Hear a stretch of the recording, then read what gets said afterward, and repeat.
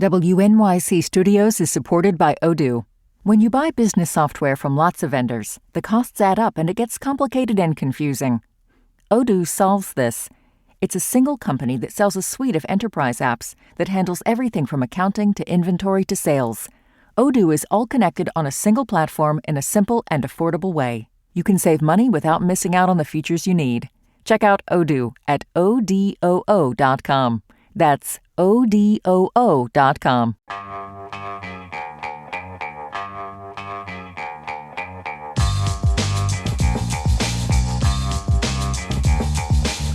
It's the Brian Lehrer Show on WNYC. Good morning again, everyone. Well, as you may have heard, America turns 250 on July 4th. It is a semi-quincentennial. Could you have named that in a trivia contest? Semi-quincentennial is the word for 250th. For nearly a decade, a bipartisan group authorized by Congress had been planning what was supposed to be a big and inclusive birthday party to mark the occasion, a Smithsonian-led festival stretching from the Washington Monument to the Capitol. Instead, what we're going to have, it looks like, is something very different, something a lot more politically charged and partisan, you might say. The Trump administration set up a rival organization and withheld millions of dollars that it signed a contract to deliver. And when musicians started dropping out, as you may have heard, of a National Mall concert series after learning it was so political, the president didn't try to win them back. He canceled those concerts, called the performers talentless, and turned the whole thing into what he's now billing as a, quote, rally to end all rallies, with guess who at the center. Michael Scherer, staff writer at The Atlantic, has been reporting on all this. He got his hands on budget documents and other internal memos, and he talked to many of the people inside the planning process. He wrote about it in a piece called Inside America's Ugly Birthday Battle, which we'll talk to him about now. We'll also get a little into that Flag Day UFC fight event, which is going to happen at the White House this Sunday, June 14th, Flag Day. Also, the Spectator-in-Chief will probably get cake because it's his 80th birthday. No coincidence that he's holding a big party on Sunday, I think. Hey, Michael, welcome back to WNYC. Thanks for having me again, Brian.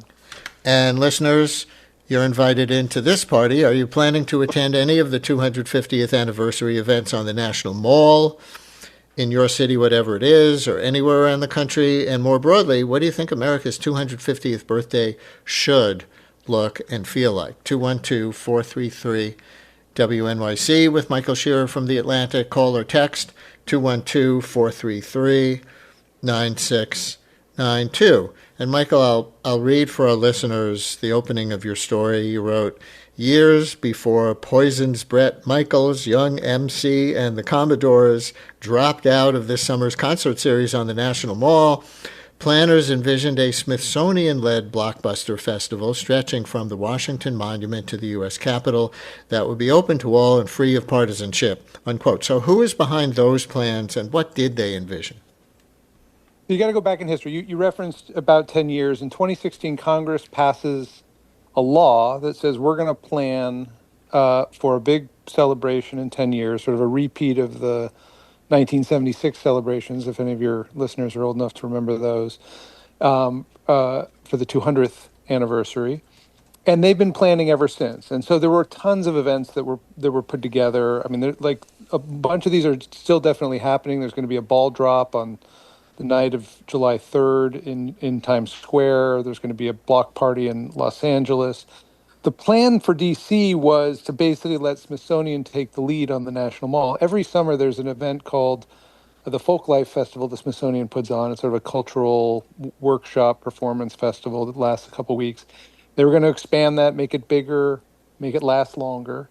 And they built those plans. Now, that ran into President Trump's plans. Back in 2023, when he was just starting his run for president, he puts out a video and says, if I'm elected, I'm going to make, America's 250th celebrations fantastic, and here are my ideas. One of them was what he called a Great American State Fair. Back then, he said he would place it in Iowa at the Iowa State Fairgrounds. He said it would last a year.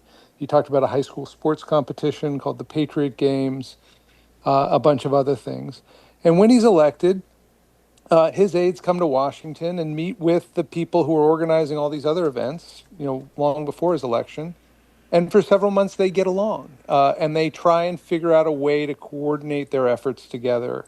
The congressional group called America 250 allows Trump to raise money for his army parade last year, if you all remember that, on his birthday, and a bunch of other events through their group. And they meet through the summer of last year to sort of budget out what they're going to be spending their money on. And during that process, the one big beautiful bill passes. Congress, the congressional group was going to ask for $100 million to fund all this stuff. The a White House advisor says, "Why don't you ask for 150? We'll keep 50. You guys keep 100." That passes. And then as the year went on last year, the relationship fell apart. And it's gotten pretty bad since then. A lot of sort of name calling blindly behind the scenes. As you mentioned, there was a memorandum of understanding in December that the Interior Department signed promising $50 million. They've basically reneged on that, only given $25 million. And now you have these dueling celebrations. The Great American State Fair was moved to the mall. The Smithsonian, gave up on their plans, and Trump added all these other events as well. Like the UFC fight will be this weekend. Sunday. Yeah. There's going to be an IndyCar race. I mean, there's a whole bunch of other things that the president has been planning as well. Looks like there's a culture war aspect to this as well. You have a quote of Chris Lasivita, if I'm saying his name right, who did work for America 250 before switching to Trump's Freedom 250, and he told you, quote, "America 250 can't get over the fact that Trump won. They want to apologize for America's 250th. We often hear that from the cultural right, that, liberals want to apologize for the United States. So was there anything in America 250's actual programming that supports that charge? No, they've never done anything to apologize for America. The whole effort is very patriotic. What they have done is pushed back against the president, basically, applying himself to these events. The real breaking point comes last year in July. Trump goes to Iowa, to the state fairgrounds, to announce that he's going to have the Great American State Fair now, not in Iowa, but in Washington, D.C. a year on. And in that same speech, he says of Democrats in Congress, "I hate them." And, as he says that, people in the crowd are waving America 250 signs. The event is actually paid for by this bipartisan congressionally authorized group. And the commissioners, who include Republican senators, Democratic senators, saw that and said, wait, we can't have this. We can't have Congress using taxpayer money to fund something where the president shows up and says, "I hate," basically half the voters in the country.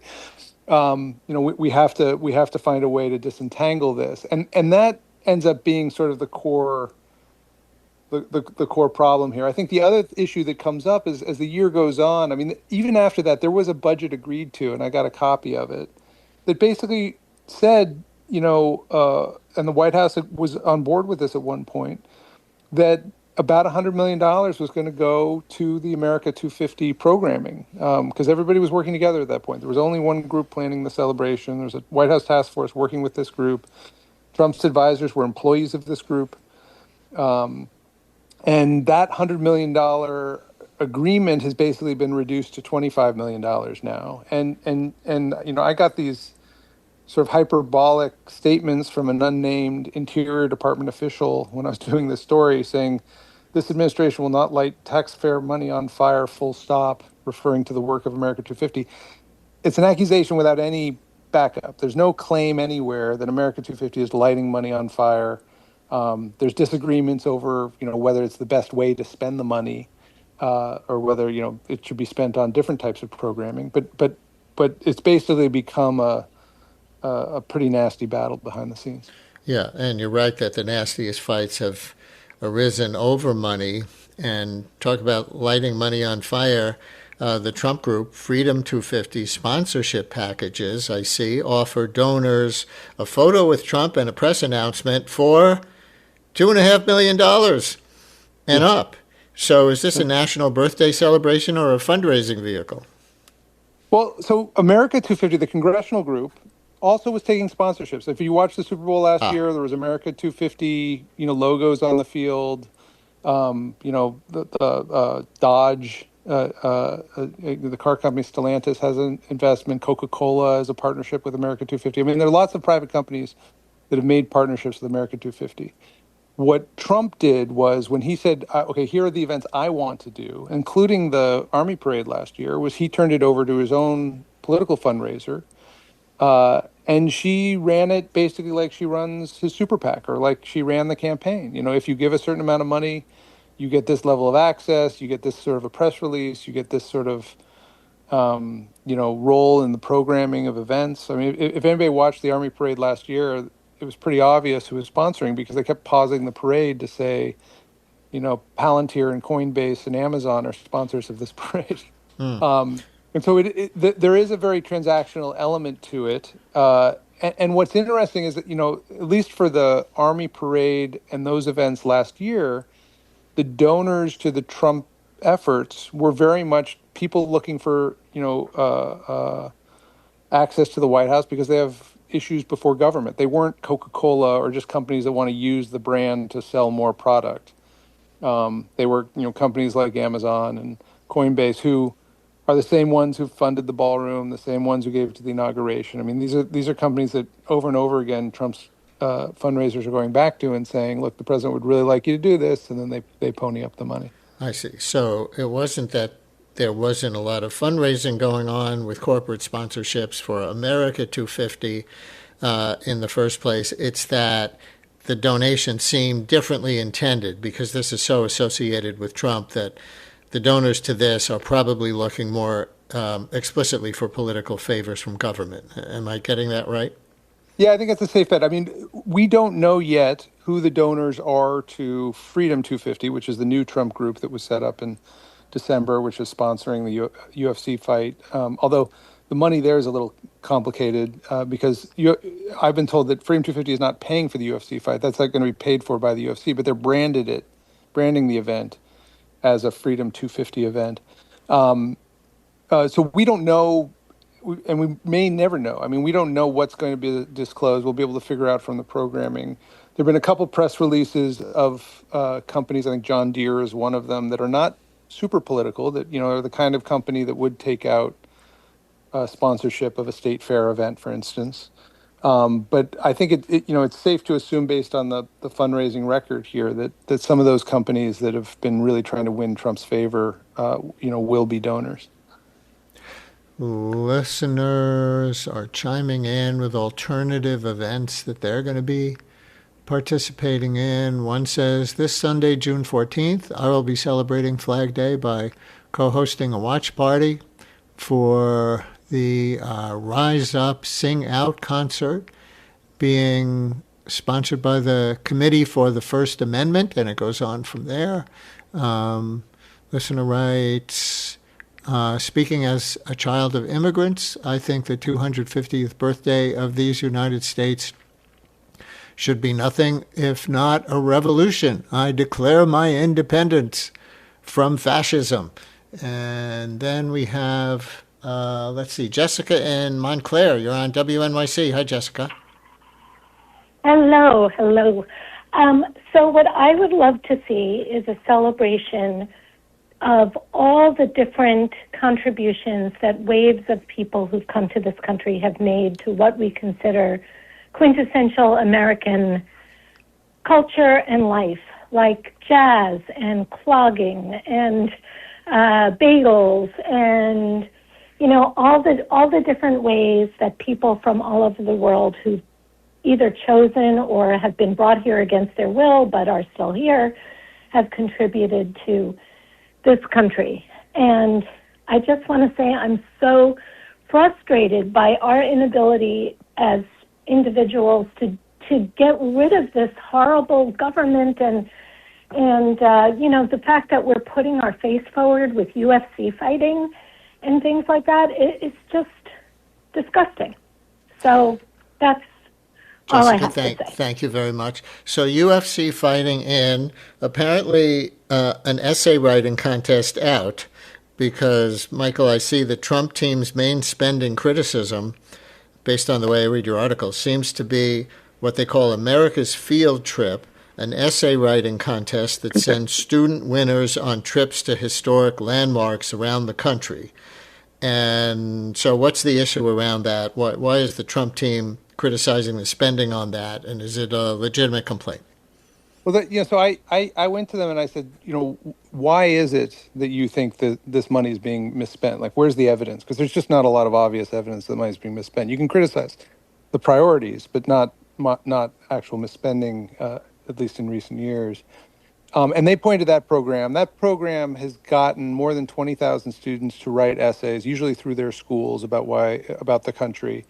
About 275 people have won all expense paid trips, kids with their chaperones to American landmarks. One of those trips is actually going to go to the White House. The First Lady's office is working with them. There's many more runners up. Teachers who are participating also are getting cash awards if their kids win. There was one budget early on. We don't know exactly what this project's going to cost, but there was one budget early on that said it would cost about $10 million for the whole program over many years. And people in Trump's orbit were saying, well, that's ridiculous. If you divide 275 winners by 10 million, you get $38,000 per winner. It's not exactly proper math, because it's not just for the winners. There's a lot of programming here in this program that's not for the winners. The other irony is, as soon as Freedom 250 started, they started their own contest. Almost there's been a lot of like dueling, very similar programming from Freedom 250 once they started. The Freedom 250 contest is have students around the country create an art piece showing their patriotic fervor, and they win a trip to the Great American State Fair. There's going to be a display there on the mall with some of these art pieces this summer.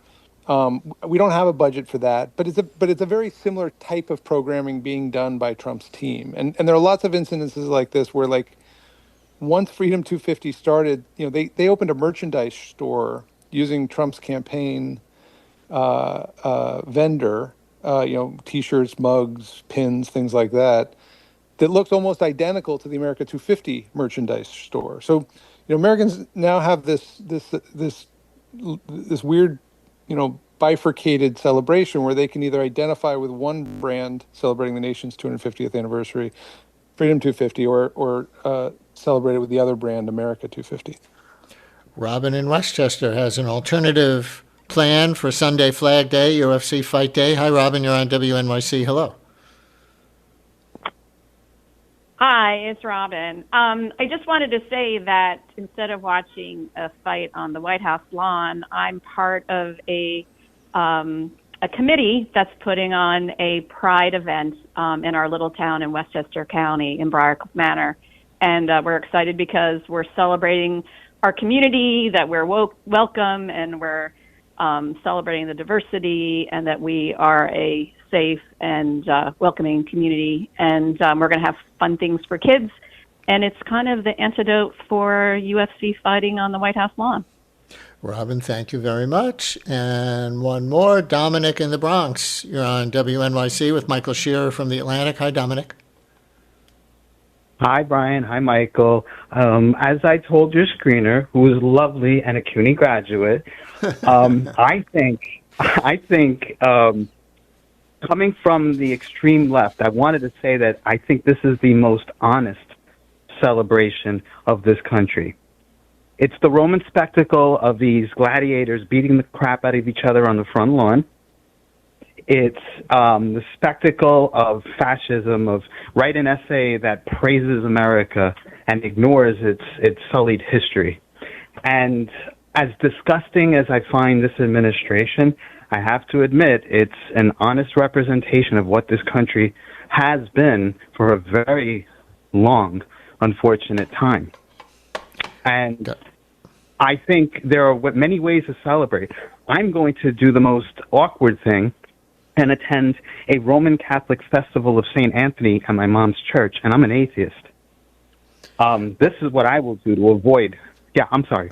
Is there a significance of that relates to America's 250th for you? The spectacle at the Roman Catholic Church? Yes. I'm just going to support my mom. because she would otherwise go alone. But I think this celebration, a lot of people are lamenting this on the liberal side and some of the left. But I think we're ignoring the fact that what Trump is doing is showing us, as the monster will, the worst of us.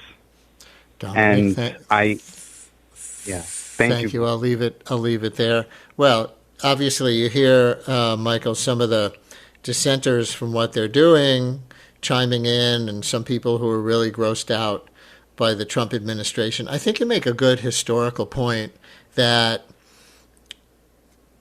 it wasn't like this for the bicentennial 50 years ago, the 200th birthday, where Gerald Ford was president.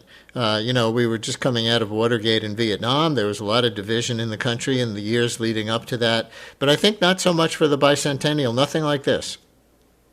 Yeah, I mean, Ford designed that event as a way of unifying the country. Like, that was very much his whole intent there, to try to make it a healing moment for the country. And we're just in a different space here.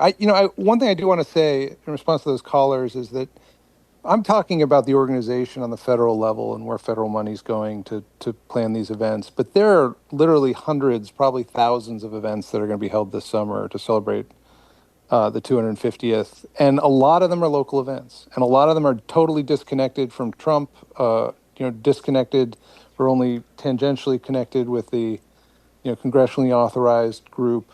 I mean, this is just going to be a big 4th of July celebration, which all Americans still celebrate. So I think there is a way in which, there will be lots of unifying events here that shouldn't be lost in this fight. And a lot of them will be, small town events of people doing what they can to celebrate things.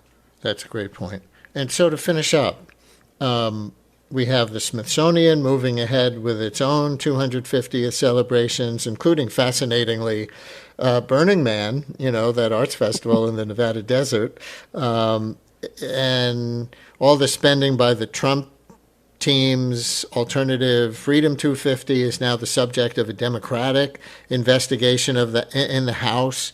So I don't know if you want to say that's partisan or if there's any there on that side. But is there any realistic chance that this gets resolved before the 4th of July, or are we just heading toward two competing versions of America's birthday playing out simultaneously in the nation's capital? Yeah, there's no resolution. I think the question is whether this division will be the focus in a couple weeks' time, or whether the country will just go on to have different parties in different places, more or less celebrating the same thing. And a lot of that will depend on how the president chooses to treat this. Like you said, he's now having basically a political rally on the National Mall on June 24th. He could very well make that an incredibly partisan and divisive event. Many of his political rallies are, and I think that would set the tone going forward. I do think there are legs to these investigations. I think there's a lot of information that is still not known about donors and spending and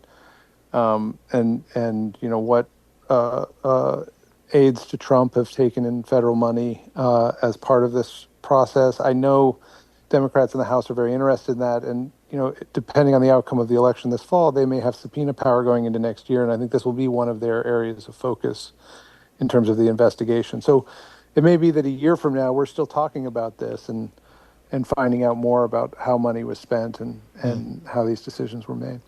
So who will you be rooting for in the UFC cage? I'm just kidding. Michael Scherer, staff writer at The Atlantic. I'll say he qualifies as a refugee from the Washington Post, but that's another show. His recent story is Inside America's Ugly Birthday Battle. Michael, thank you. Thank you so much, Brian. WNYC Studios is supported by AT&T. Summer. It's when we share more time, more memories, and more photos. And at AT&T, the iPhone 17 Pro is your summer essential. Its center stage front camera auto-adjusts the frame to fit everyone into group selfies. Right now at AT&T, ask how you can get iPhone 17 Pro on them with eligible trade-in. Requires eligible plan. Terms and restrictions apply, subject to change. Visit att.com/iPhone or visit an AT&T store for details.